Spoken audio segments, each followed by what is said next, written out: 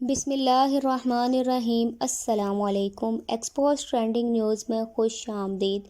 امید کرتی ہوں کہ آپ سب خیریت سے ہوں گے۔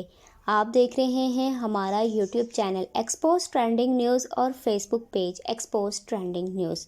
جلد از جلد اسے لائک اور سبسکرائب کر لیں تاکہ آئندہ آنے والی ویڈیو آپ تک جلد از جلد اور بآسانی پہنچ سکے۔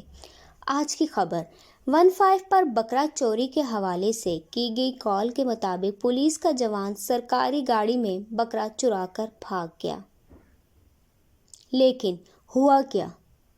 عین موقع پر سی سی ٹی وی فوٹیج نے سارا پھانڈا پھوڑ دیا، جس میں دیکھا جا سکتا ہے کہ پولیس انسان تو انسان ہے،